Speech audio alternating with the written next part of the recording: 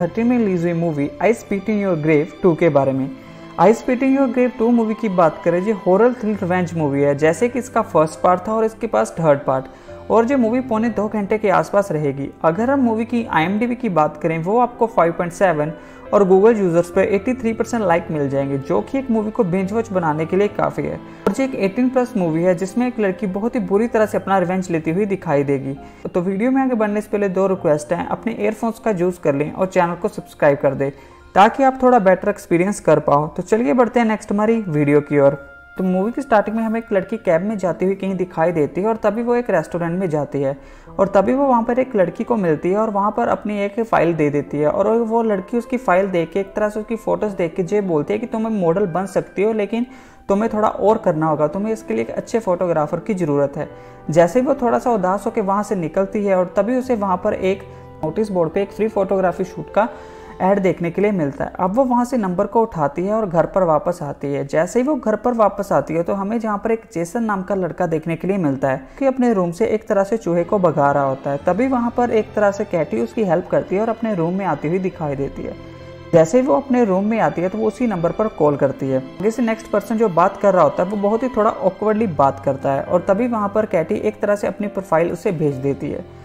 तभी हमें यहाँ पर नेक्स्ट सीन देखने के लिए मिलता है जब नेक्स्ट डे एक तरह से कैटी उस जगह को रीच करती है और तभी हमें वहाँ पर 3 पर्सन देखने के लिए मिलते हैं। एक का नाम आइवन होता है जो कि शूट कर रहा होता है, दूसरे का नाम जॉर्जी होता है, उसका फ्रेंड होता है जिसका नाम निकोल होता है।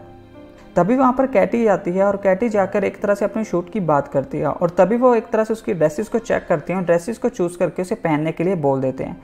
और तभी हमें वहाँ पर जॉर्जी का सीन देखने के लिए मिलता है जो कि एक तरह से देखने में बहुत बैड सा करैक्टर लग रहा होता है। तभी हमें यहाँ पर नेक्स्ट सीन देखने के लिए मिलता है जब वो उसका शूट करना स्टार्ट करते हैं और जहाँ पर आइवन उसे जे बोलता है कि तुम्हें थोड़े अपने क्लोथ्स को टेक ऑफ करना चाहिए और जहाँ से कैटी एक तरह से वहाँ से चली जाती है और रोती हुई घर पर आती है। और तभी हमें नेक्स्ट डे का सीन देखने के लिए मिलता है जब जहाँ पर जॉर्जी एक तरह से कैटी के घर आता है और कैटी के घर आके वो उसे उसकी फ़ोटोज़ की पेन ड्राइव देता है और कैटी एक तरह शॉक हो जाती है कि उसने उसे अपना एड्रेस भी नहीं दिया था। सीन देखने के लिए मिलता है उसी रात का और जॉर्जी एक तरह से अपनी वेस्टेज को बाहर फेंकने जाती है और सोने के लिए जाती है और तभी हमें उसके घर में एक पर्सन देखने के लिए मिलता है और वो होता है जॉर्जी। अब जहाँ पर जॉर्जी एक तरह से उसको अब्यूज़ करना स्टार्ट करता है और जहाँ पर उसको ज़मीन पर लेटा देता है और तभी हमें यहाँ पर जॉर्जी एक तरह से उस पर नाइफ से अटैक करता हुआ दिखाई देता है और तभी जहाँ पर हमें शोर की आवाज़ सुन के जेसन आता हुआ दिखाई देता है। जैसे ही जेसन उस रूम के अंदर आता है तो वो वहाँ पर जॉर्जी बहुत बुरी तरह से नाइफ पर जेसन पर हमला करता है और जेसन वहीं पर ही मर जाता है। अब जहाँ पर जॉर्जी एक तरह से कैटी के साथ बहुत ही अब्यूसिव थिंग्स करता है और जहाँ पर करने के बाद एक तरह साइड पर जाके अपने ब्रदर को कॉल करता है और तभी हमें वहाँ पर आइवन और निकोल आते हुए दिखाई देते हैं। दूसरी ओर जहाँ पर उसको बहुत बुरी तरह से ड्रग दे दी जाती है और जहाँ पर एक तरह से कैटी बेहोश हो जाती है। हमें यहाँ पर नेक्स्ट सीन देखने के लिए मिलता है और हमें जहाँ पर कैटी का फेस देखने के लिए मिलता है और तभी जहाँ पर हमें एक और पर्सन देखने के लिए मिलता है जो कि उसके साथ अब्यूसिव थिंग्स कर रहा होता है और उसका नाम होता है निक और उसे एक तरह से पोल से टाई किया होता है। और तभी जहाँ पर हमें नेक्स्ट सीन देखने के लिए मिलता है जब जहाँ पर हम तीनों भाइयों की एंट्री होती है जो कि एक तरह से कैटी को टॉर्चर करना शुरू कर देते हैं। अब जहाँ पर कैटी एक तरह से फिर से वहाँ से भागने की कोशिश करती है लेकिन उसके हैंडकफ कर रखा होता है। अब जहाँ पर आइवन उन दोनों को वहाँ से भेज देता है और जहाँ पर वो कैटी के ऊपर एक चद्दर को देता है वहाँ से आ जाता है। तभी यहाँ पर हमें नेक्स्ट सीन देखने के लिए मिलता है जब जहाँ पर कैटी एक तरह से फिर से हेल्प के लिए चिल्लाने लगती है और तभी यहाँ पर आइवन निक को आवाज़ लगाता हुआ दिखाई देता है और उसे फिर से ज़बरदस्ती ड्रग देने की कोशिश करता है और जहाँ पर कैटी एक तरह से ड्रग को स्वॉलो करने की एक्टिंग करती है और तभी हमें वहाँ पर एक विंडो देखने के लिए मिलती है और वहाँ पर एक तरह से वो विंडो खुली हुई होती है और तभी हमें यहाँ पर नेक्स्ट सीन देखने के लिए मिलता है जब जॉर्जी उसके पास आता है और उसके हैंडकफ को रिलीज़ कर देता है और तभी हमें यहाँ पर नेक्स्ट सीन देखने के लिए मिलता है जब कैटी एक बकेट से उसको बहुत बुरी तरह से बीट आउट करती है और वहाँ से भाग जाती है। और तभी हमें यहाँ पर नेक्स्ट सीन देखने के लिए मिलता है जब वो रोड पर जाके लोगों से हेल्प कर मांगना शुरू करती है। तभी हमें वहाँ पर एक पुलिस इंस्पेक्टर भी देखने के लिए मिलता है जो उसकी हेल्प नहीं करता। अब वो भागते भागते एक टैक्सी से टकराती है और हमें वहाँ पर एक पर्सन देखने के लिए मिलता है जिसका नाम कीरी होता है। अब कीरी उसको अपने ऑफिस में लेकर जाता है और उसको वो सारी सिचुएशन बताती है। कीरी एक देखने को अच्छा पर्सन लग रहा होता है और तभी जहाँ पर हमें बेसमेंट में सीन जाता हुआ दिखाई देता है पर हमें कैटी कैरी के साथ उसके ऑफिस में देखने के लिए मिलती है और वो एक तरह से उसको उसको सारी सिचुएशन बताती है। और जहाँ पर कैरी एक तरह जे बोलता है कि वो एक तरह से बल्गेरिया में है, और तभी यहाँ पर कैटी जे सुन के थोड़ा शौक में हो जाती है और वो जे बोलती है कि वो तो एक तरह से अमेरिका से है। तभी वहाँ पर हमें एक लेडी की एंट्री होती हुई दिखाई देती है जिसका नाम एना होता है, क्योंकि कैटी को जे बोलती है कि वो उसकी हेल्प करेगी, उसके साथ ही वही सब थिंग्स हुई थी और वो उसको रहने के लिए एक अच्छी जगह देगी। यहाँ पर कैटी एना के साथ जाती हुई दिखाई देती है और एना कैटी को उसी बेसमेंट में ले जाती है जहाँ से वो निकल कर आई थी।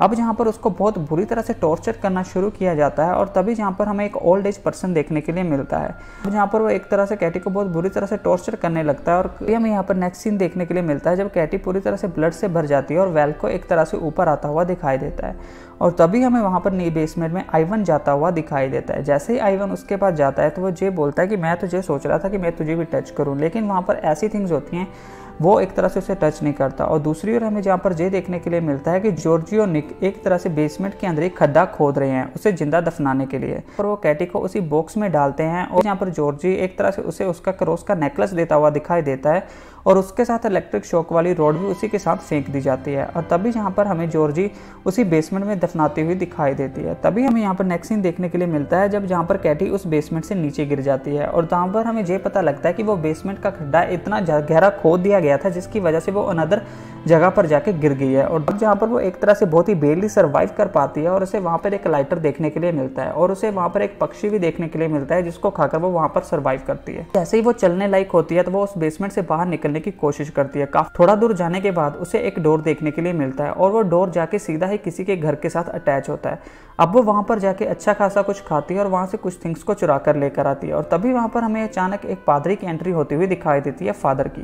फादर ये देख के थोड़ा शौक में हो जाता है कि ये थिंग्स को किसने चुराया है, लेकिन वो फादर बहुत अच्छा होता है और जो वो कैटी को एक तरह से उसके कपड़े देता है और उसे खाने के लिए सामान देता है और उसे बाइबल भी पढ़ने के लिए देता है। अब जहाँ पर वो कैटी को ये बोलता है कि अगर तुम चाहो जहाँ पर रह सकती हो, अगर तुम जाना चाहो तो जा सकती हो। एक तरह से वो बहुत ही नेक दिल इंसान होता है। तभी हमें यहाँ पर कैटी एक तरह से अमेरिकन एम्बेसी के सामने जाती हुई दिखाई देती है और वहाँ से चुपचाप वापस आ जाती है। अब वो चर्च में खड़ी एक तरह से प्रे कर रही होती है और उसके पीछे हमें फादर आता हुआ दिखाई देता है जो कि उसको लिटिल मॉस बताता है। अब जहाँ पर कैटी एक तरह से ये बोलती है कि मुझे उसकी हेल्प नहीं चाहिए, मैं वहाँ से जा रही हूँ, और उसने एक तरह से बाइबल का पेज खोलकर रखा हुआ होता है जिसमें वेंजेस के बारे में लिखा होता है, वेंजेस इज माइन।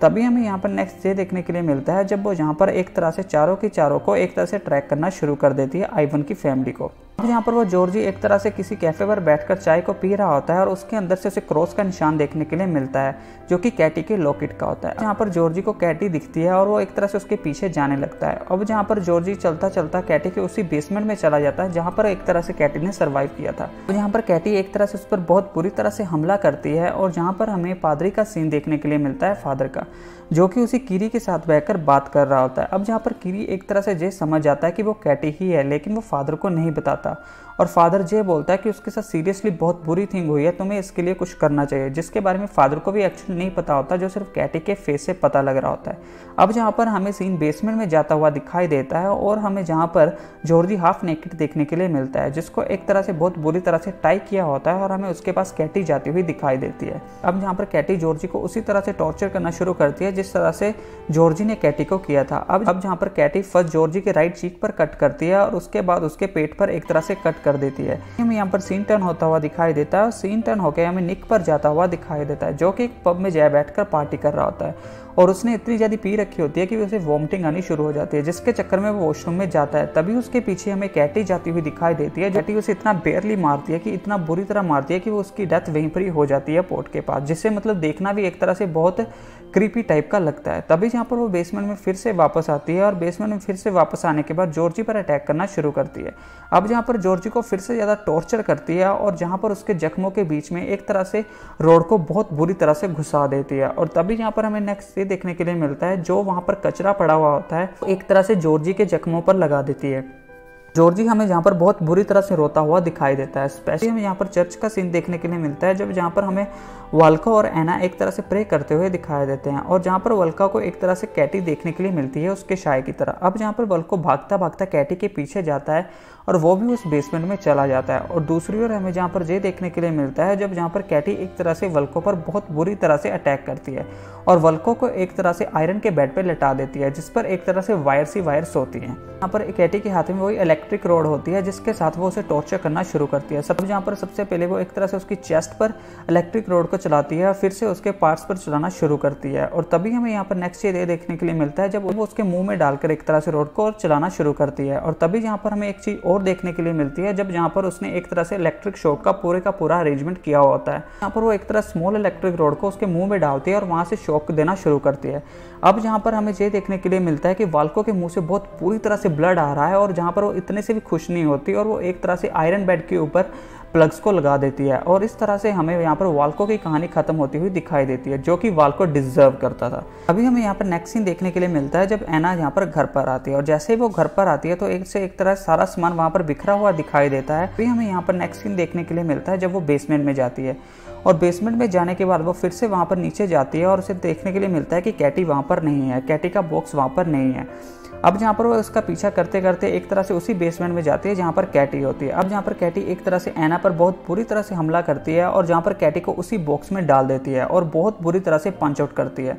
तभी हमें यहाँ पर नेक्स्ट डे देखने के लिए मिलता है जब कैटी एक तरह से उसके सामने सड़ती है, उसे जॉर्जी दिखाती है और जहाँ पर जॉर्जी की इतनी अजीबोगरीब हालत हो रखी होती है कि उसके पेट में से उसकी आंतड़ियाँ बाहर आ चुकी होती हैं। और यहाँ पर एना ये देख के बहुत चिल्ला रही होती है कि वो जॉर्जी को छोड़ दे। और तभी जहाँ पर हमें पीछे से आइवन आता हुआ दिखाई देता है। अब जहाँ पर आइवन नीचे आता आता एक तरह से बेसमेंट में जाता है और तभी हमें यहाँ पर सीन टर्न होकर फादर और कैरी पर जाता हुआ दिखाई देता है। अब जहाँ पर फादर और किरी आपस में बात करते हैं और किरी एक तरह से फादर को पूरी सिचुएशन बता देता है। अब यहाँ पर फादर एक तरह से किरी को बेसमेंट के अंदर लेकर जाता है और जब तक हमें यहाँ पर ये देखने के लिए मिलता है कि कैटी ने आइवन पर भी अटैक कर दिया है। और दूसरी ओर जहाँ पर आइवन को भी एक तरह से एक बेड पर टाई किया होता है जहाँ पर वुड को कट करते हैं और दूसरी ओर जहाँ पर वो एक तरह से हाफ नेकेड हो चुका है। और तभी हमें यहाँ पर दूसरी ओर उसकी मदर देखने के लिए मिलती है।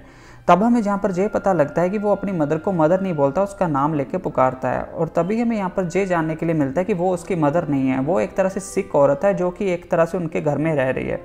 जहाँ पर हमें नेक्स्ट ये देखने के लिए मिलता है जब एवन एक तरह से जॉर्जी को देखता है। अब वो ये देख कर एक तरह चिल्लाने लगता है। और तभी हमें यहाँ पर नेक्स्ट ये देखने के लिए मिलता है जब कैटी आइवन को बहुत बुरी तरह से टॉर्चर करना शुरू करती है और जहाँ पर उसके एक तरह से पार्ट्स को कट करना शुरू करती है और जहाँ पर उसकी बॉडी में से स्किन उसकी उतारनी शुरू कर देती है। और तभी जहाँ पर हमें किरी की एंट्री होती हुई दिखाई देती है। अब जहाँ पर किरी जे बोलता है कि तुम रुक जाओ वहाँ पर, और तभी हमें वहाँ से पीछे से आइवन उठता हुआ दिखाई देता है और जहाँ पर वो कैटी पर अटैक करता है। तभी यहाँ पर एक तरह से किरी उस पर शूट आउट करता है और जहाँ पर हमें आइवन की कहानी खत्म होती हुई दिखाई देती है।